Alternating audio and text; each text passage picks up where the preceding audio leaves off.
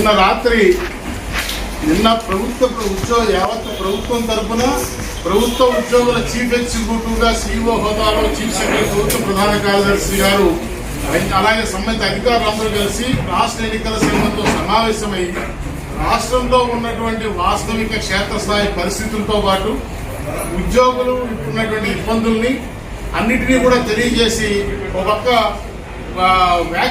Corona vaccination సమాయత్తమవుతున్నటువంటి విషయాలను దృష్టిలో పెట్టుకుని కొంతకాలం ప్రస్తుతం ప్రిపేర్డ్ గా లేము ఎన్నికలు నిర్వహించడానికి కొంతకాలం వాయిదాలను కోరినప్పటికీ కూడా రాష్ట్ర ఎన్నికల సంఘం మరి వ్యక్తిగత ప్రతిష్టకు పోయి ఇది అర్థంతరంగా సడన్ గా మరి ఏకపక్షంగా ఎన్నికల షెడ్యూల్ ప్రకటించడాన్ని ఆంధ్రప్రదేశ్ ప్రభుత్వ ఉద్యోగుల సంఘం తీవ్రంగా ఖండిస్తా ఉన్నాం. మేము ఉద్యోగ సంఘంగా ఉద్యోగస్తులుగా రాజ్యాంగబద్ధంగా ఉన్నటువంటి రాష్ట్ర ఎన్నికల సంఘం యొక్క స్వయం ప్రతిపత్తిని పూర్తిగా గౌరవిస్తూనే ఆ హోదాలో ఉన్న వాళ్ళు వ్యక్తిగత ప్రతిష్టలకు పోవడం సరైనటువంటి విషయం కానిటువంటి విషయాన్ని సందర్భంగా మనం చేస్తా ఉన్నాం. ఎన్నికలు నిర్వహించడం అనేది ఏ రకమైతే రాజ్యాంగబద్ధమైన వ్యవహారమో అట్ ది సేమ్ టైం ఆ ఎన్నికల నిర్వహణ అనేది రాష్ట్ర ఎన్నికల సంఘం యొక్క ఏకపక్ష వ్యవహారం కాదనేటువంటి విషయాన్ని సందర్భంగా తెలియజేస్తా ఉన్నాం. ఇందులో బహుళ పక్షాలు ఇన్వాల్వ్ అయి ఉన్నాయి. ఒక పక్క ప్రభుత్వము ఎన్నికల సంఘం పని తను చేయాలి, మన ఎన్నికలు నిర్వహించడానికి కావాల్సిన ఏర్పాట్లు చేయాల్సింది ప్రభుత్వము, అలాగే వారిని విధి నిర్వహణ చేయాల్సింది ఉద్యోగస్తులు, పాల్గొనాల్సింది ప్రజలు. సో ఈ రకంగా ఈ బహుళ పక్షకు సంబంధించినటువంటి అంశాన్ని ఎవరి అభిప్రాయాలు తీసుకోకుండా అభిప్రాయాలు చెప్పిన వారిని కూడా పరిలో తీసుకోకుండా ఏకపక్షంగా ఎన్నికల సంఘం ఈ రకంగా ఎన్నికల తేదీలు ఖరారు చేయడం అనేది తీవ్రమైన ఆక్షేపణీయం, అభ్యంతరకరం అని చెప్పి మేము చెప్తా ఉన్నాం. ఒక విషయంలో ఏకీపిస్తా ఉన్నాను. ఎన్నికల సంఘం వారి అబ్జర్వేషన్ తో వారు ఇచ్చిన సుదీర్ఘ వివరణలో రాష్ట్రంలో కరోనా నియంత్రణలోకి వచ్చిందనేటువంటి విషయాన్ని వారు తెలియజేశారు. చాలా సంతోషం. అయితే ఏ రకంగా ఆంధ్రప్రదేశ్ రాష్ట్రంలో కరోనా నియంత్రణలోకి వచ్చిన విషయాన్ని వారు పరిగణలో తీసుకోవాల్సిన అవసరం ఉందని నేను అభిప్రాయపడతా ఉన్నా.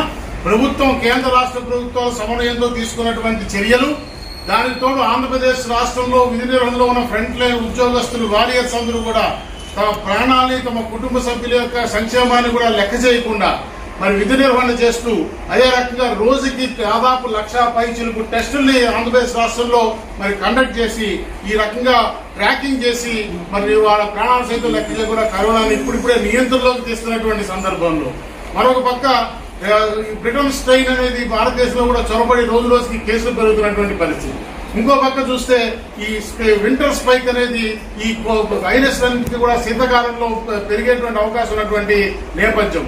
మరో పక్క చూస్తే బర్డ్ ఫ్లూ అనేటువంటి మరొక ప్రమాదం అనేక రాష్ట్రాల్లో కేంద్ర ప్రభుత్వం అప్రమత్తం చేసినటువంటి పరిస్థితి.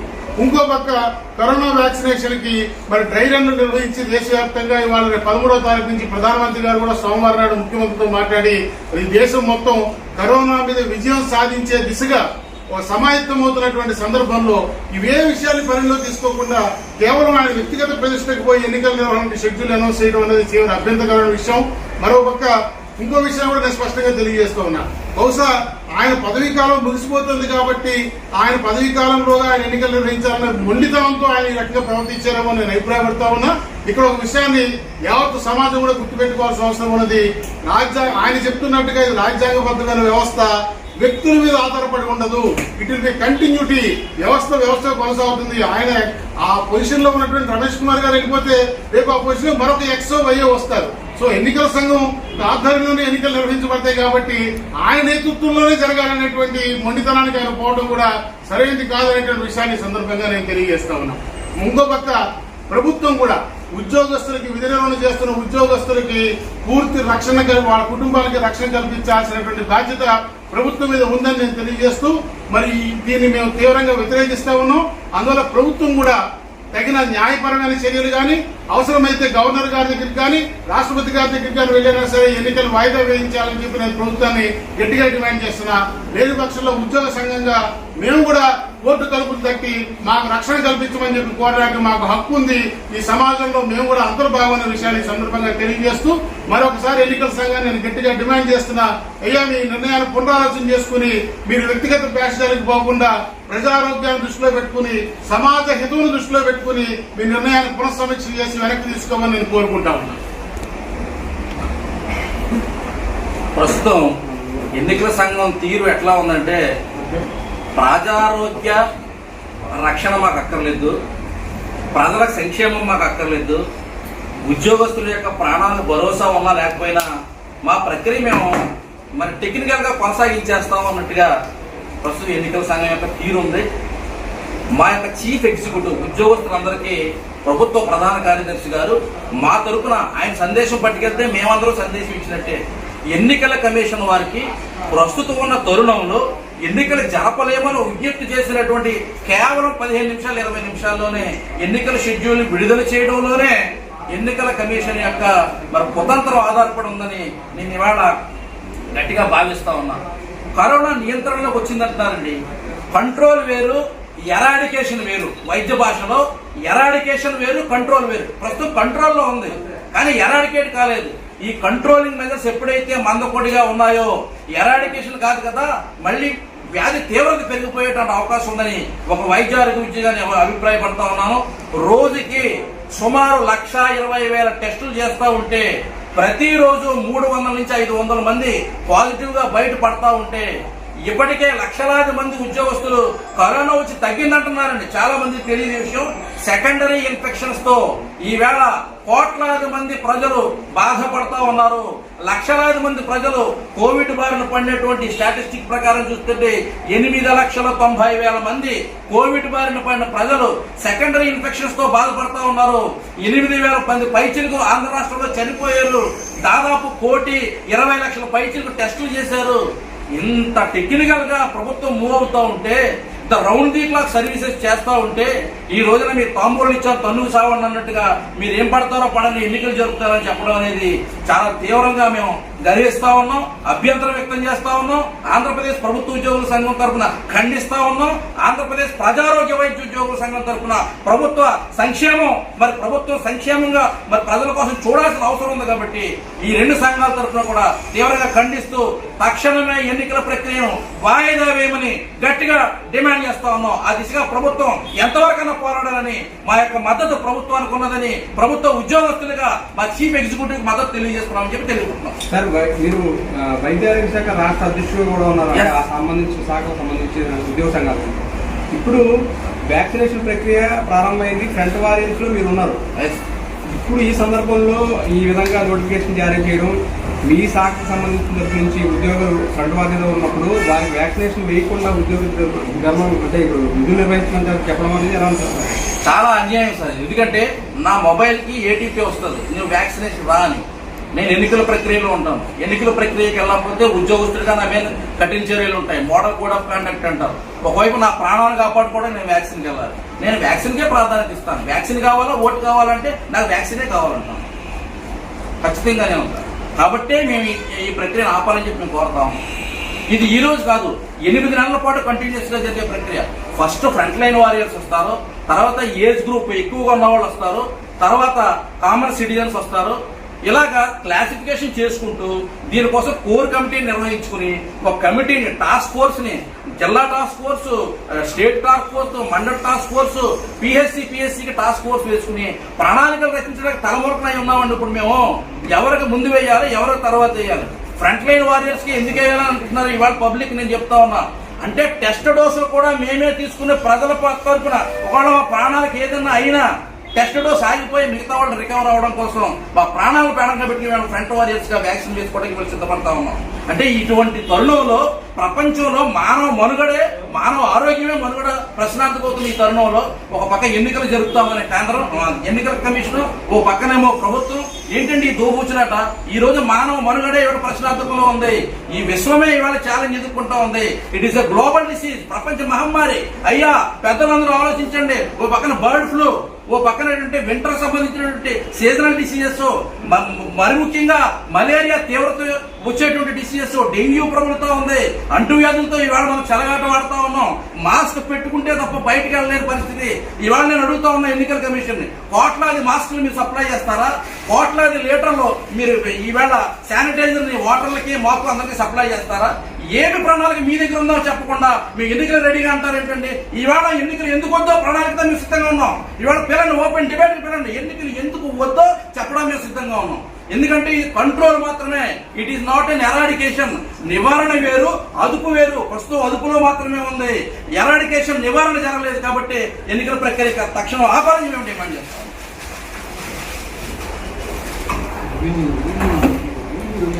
ఇప్పుడు ఎలక్షన్ సందర్భంగా నా పేరు విఎస్ దివాకర్ అండి. Andhra Pradesh revenue joint action committee చైర్మన్గా ఉన్నాను.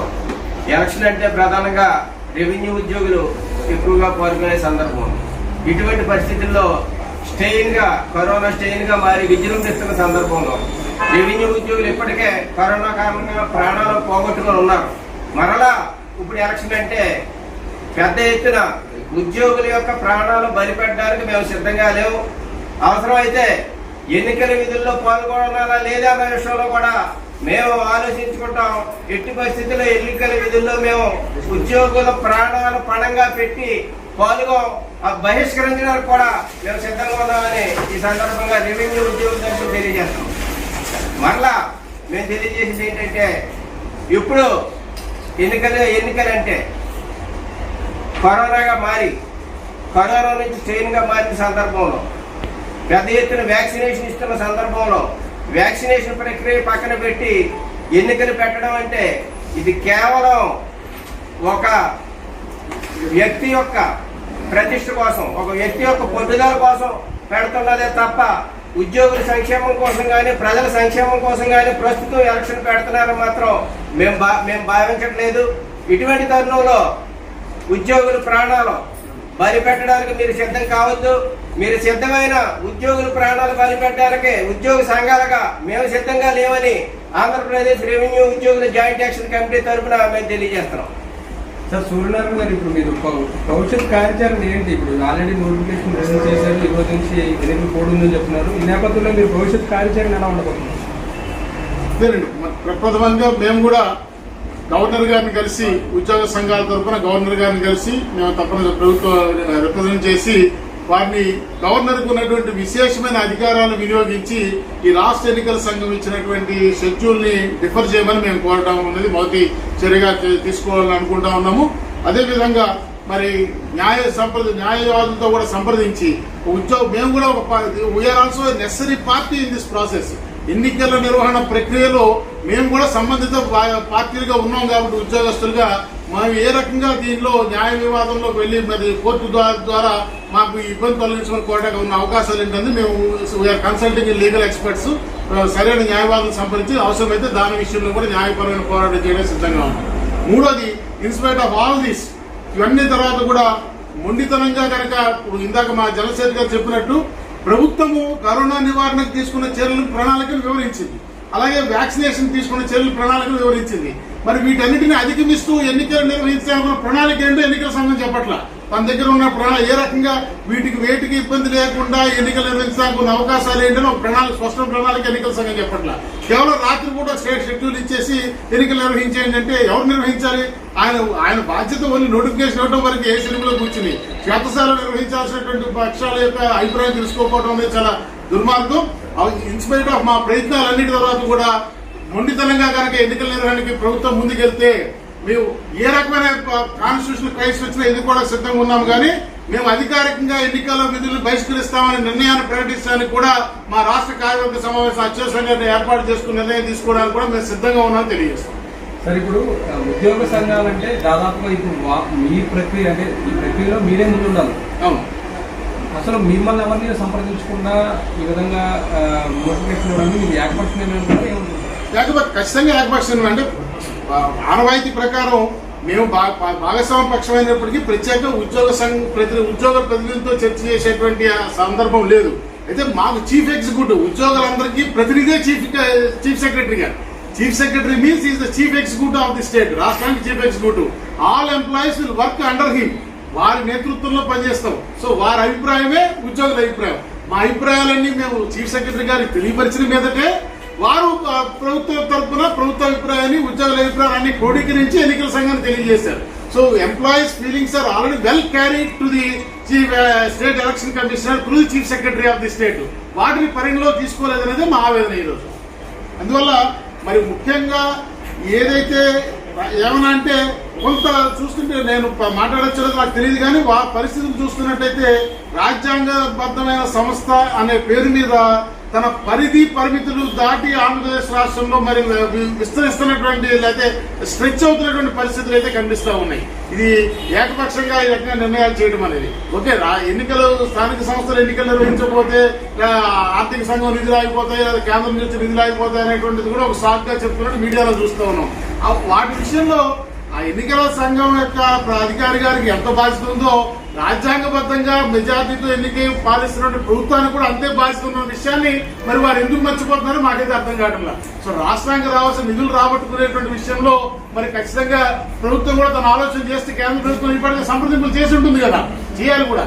మరి ప్రపంచవ్యాప్తంగా మహమ్మారి పాండమిక్ వచ్చినప్పుడు ఎన్నికలు నిర్వహించలేదు మాత్రాన ఆర్థిక సంఘం నిధులు ఆపేస్తామనేటువంటి పరిస్థితి మరి ఏ డెమోక్రటిక్ కంట్రీలో కూడా ఏ ప్రభుత్వం కూడా నిర్ణయం తీసుకుంటుందో నేను అనుకోవటం లేదు. బేసికల్ ఐఎమ్ ఏ ట్యాక్స్ మ్యాన్. నేను ఒక ట్యాక్స్ డిపార్ట్మెంట్ లో పనిచేస్తున్న ఉద్యోగస్తుని. నాకు అవగాహన ఉంది ఆర్థికపరమైన అంశాల విషయంలో.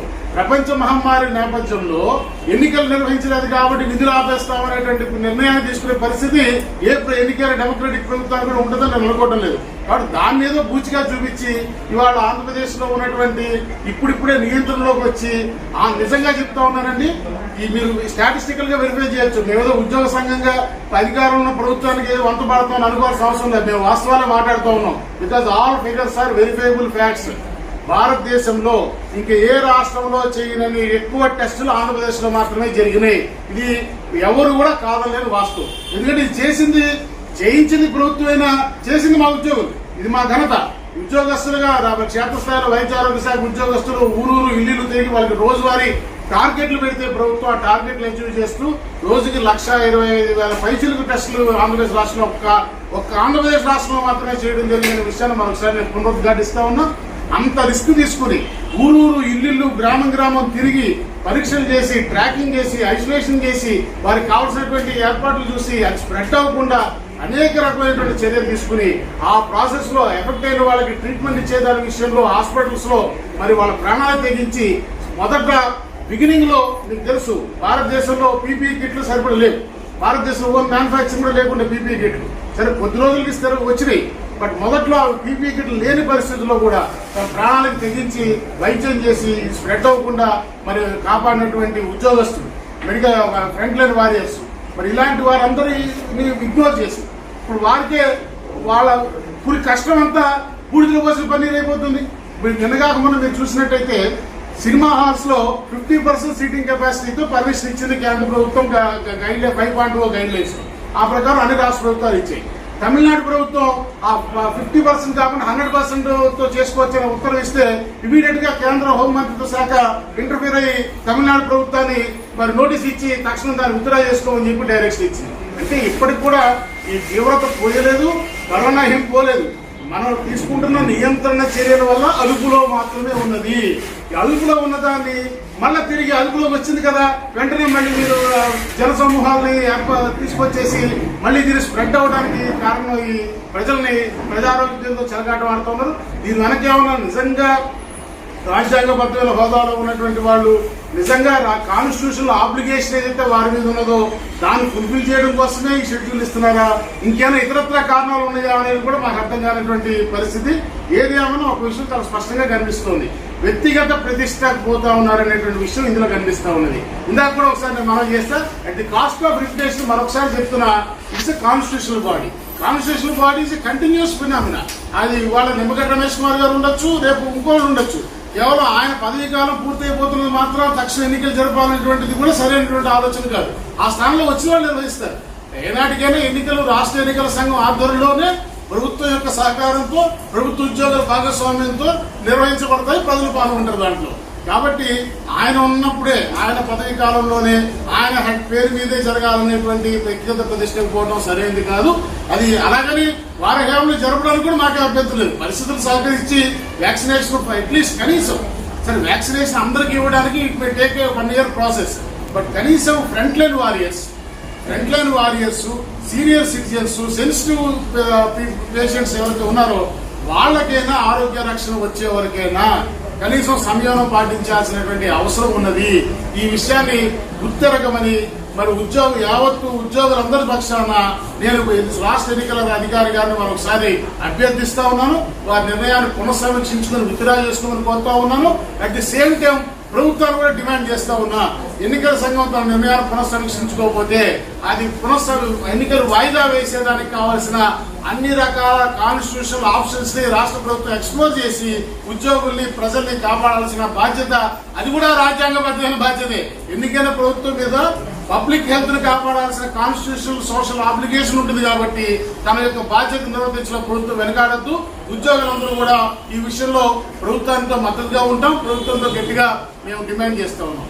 మరొక పక్క నేను రాష్ట్ర ప్రభుత్వ ఉద్యోగుల సంఘం పక్షాన అవసరమైతే అన్ని ఉద్యోగ సంఘాలను సమన్వయం చేసుకుని మేమందరం ఐక్యంగా గవర్నర్ గారి దగ్గరికి ఒక డెలిగేషన్ గా వెళ్లి ఆయనకున్నటువంటి రాజ్యాంగబద్ధంగా ఆయనకు విశేష అధికారులు వినియోగించి ఆయన ఈ ఎన్నికల సంఘం ఇచ్చినటువంటి నోటిఫికేషన్ ని అండం చేసేలాగా ఆయన నిర్ణయం తీసుకునేలాగా మేము వారిని కూడా అభ్యర్థిస్తాము. ఆ తర్వాత అవసరమైతే న్యాయ కోవిదులతో సంప్రదించి న్యాయస్థానాన్ని కూడా అప్రోచ్ అయ్యేటువంటి నిర్ణయం తీసుకుంటాము.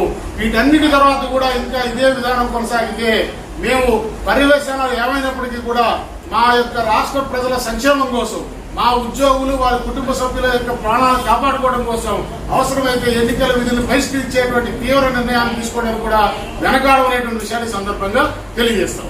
సరే, అంటే ఇప్పుడు గత 2-3 ఏళ్ళుగా కూడా స్థానిక సంస్థల ఎన్నికలు నిర్వహించలేదు. ఇప్పుడు ఇంత పాండమిక్ సిచ్యువేషన్ లో నిర్వహించాల్సిన అవసరం అంత అత్యవసరమైన ఉందంటారు అసలు? అదే ఇప్పుడు 2000 actually these elections are due in 2018. 2018 ప్రారంభంలో యాక్చువల్లీ ఎన్నికలు జరగాల్సి ఉంది. అప్పుడంతా జరపలా, ఇప్పుడు జరుపుతలు పెట్టారు. జరుపుతలు పెట్టిన వెంటనే ప్రభుత్వం కూడా సహకరించి ఎన్నికలు జరుగుతున్నటువంటి సజావు టైంలో ఇంకా పాండమిక్ అప్పుడే స్టార్ట్ అవుతున్న ఎంటర్ అవుతున్న టైంలోనేమో అర్థంతరంగా వాయిదా వేశారు. మరి ఆ వాయిదా వేసినాక ఆ పాండమిక్ మరి నియంత్రణలోకి రాకుండా వాయిదా వేసే నిర్ణయం తీసుకున్నానికి ఏ పరిస్థితులు ఉన్నాయో అంతకంటే తీవ్రమైన పరిస్థితులు ఈ రోజు ఉన్నప్పుడు మరి ఇప్పుడు ఎలా పునరుద్ధరిస్తున్నారు అనే విషయం అర్థం కావడం. దీని వెనక నిజంగా కాన్స్టిట్యూషనల్ ఆబ్లిగేషన్ ఫుల్ఫిల్ చేయడం కోసమే ఈ నిర్ణయం ప్రకటన చేశారా, ఇతరత్ర కారణాలు ఏమైనా ఉన్నాయా అనే విషయం కూడా మాకు అర్థం కావడం లేదు. ఖచ్చితంగా దీంట్లో కొంత రాజకీయ కారణాలు ఎక్కువ కనిపిస్తున్నాయి. వ్యక్తిగత ప్రతిష్ట, రాజకీయ కారణాలు ఈ రెండే కనిపిస్తున్నాయి తప్ప కాన్స్టిట్యూషనల్ ఫ్రేమ్వర్క్ లో అనేది ఎక్కడ నాకైతే అనిపిస్తుంది లేదు. రెండో పాయింట్ ఏంటంటే ఇప్పుడు జరగకపోతే వచ్చే నష్టం ఏమిటి అనే ప్రశ్న తీసుకుంటే ఇందాక నేను మనవి చేశాను. ఇప్పుడు జరగకపోతే ఏం హెవెన్స్ విల్ నాట్ ఫాల్, ఏమి జరిగేటువంటి నష్టం ఏమి లేదు.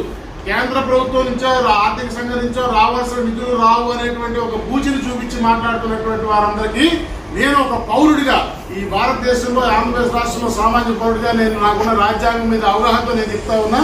ప్రపంచ మహమ్మారి ఉన్నటువంటి నేపథ్యంలో స్థానిక సంస్థల ఎన్నికలు జరపని కారణంగా నిధులు ఇవ్వననేటువంటి నిర్ణయం తీసుకునే పరిస్థితి కేంద్రంలో డెమోక్రటిక్ ఎన్నిక ఉన్న ప్రభుత్వానికి ఉండదనేటువంటి విషయంలో నేను మనవి చేస్తా ఉన్నా.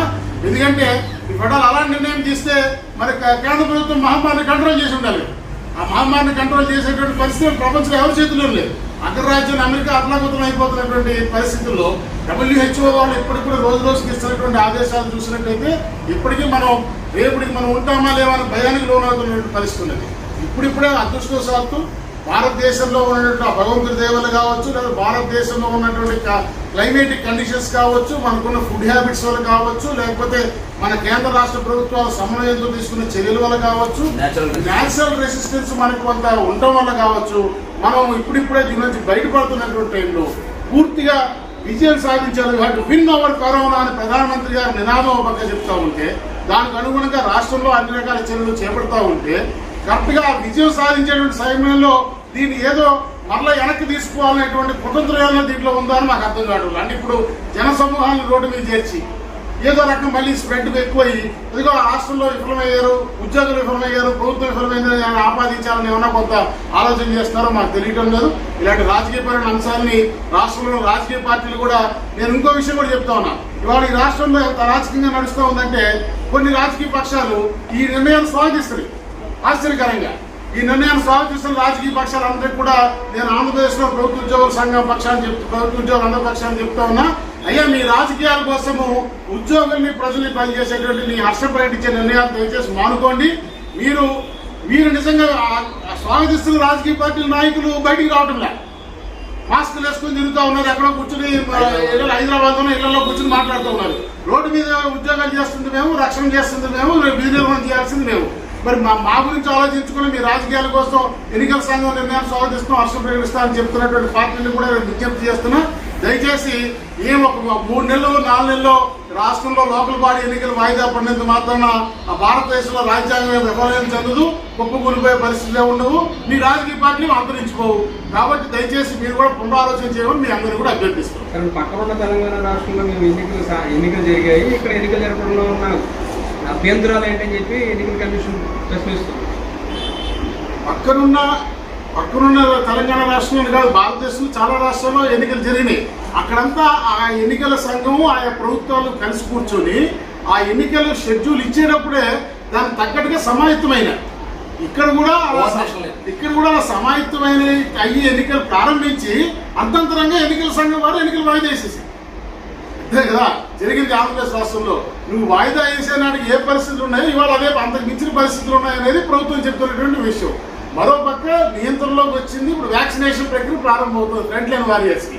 దీన్ని డిస్టర్బ్ చేయడం ద్వారా ఇన్నాళ్ళు ప్రాణాలు తగ్గించి పోరాడినట్టు ఫ్రంట్ లైన్ వారియర్స్ డిస్టర్బ్ చేసినట్టు అవుతుంది. తద్వారా సమాజాన్ని మొత్తాన్ని మళ్ళీ మనం రిస్క్ లో పెట్టినటువంటి వాళ్ళు అవుతాం అనేటువంటిది మా యొక్క అభిప్రాయం. సో ఏది ఏమైనా రాజకీయ కోణంలో కాకుండా మానవతా కోణంలో చూడాల్సినటువంటి ఈ అంశాన్ని, సున్నితమైన అంశాన్ని దయచేసి రాజకీయ పార్టీలు కానీ ఎన్నికల సంఘం కానీ ప్రభుత్వం కానీ ఎవరు కూడా రాజకీయంగా చూడకుండా మరి సమాజ హితవు మానవతా కోణంలో చూసి నిర్ణయాలు తీసుకోవాలని మేము అభ్యర్థిస్తాం. ఒక టెక్నికల్ పాయింట్ చెప్తాను సార్. పీపుల్స్ రిప్రజెంటేటివ్ యాక్ట్ ప్రజా ప్రాతినిధ్య చట్టం ప్రకారమే ఎన్నికలు జరగాలి. ఆ ఎన్నికల్లో ఆ పీపుల్స్ రిప్రజెంటేటివ్ యాక్ట్ దాంట్లో సెక్షన్ 3 అనుకుంటా, ఎక్స్ట్రేనియస్ సిచ్యువేషన్స్ ఉన్నప్పుడు, అంటే కరోనా లాంటి విపత్కరమైన పరిస్థితులు ఉన్నప్పుడు ఎన్నికల ప్రక్రియకు పోకూడదు. ఎన్నికల ప్రక్రియ స్టాల్ అయిన పరిస్థితుల్లో దాని స్థానంలోనే ఇంకొక పనిచేసే వ్యవస్థను ఏర్పాటు చేయాలన్నారు. కాబట్టే ప్రత్యేక అధికారుల పాలన ఇస్తూ ఇంకొక 6 నెలల పాటు ఇంకో జీవో ఇచ్చింది గవర్నమెంట్.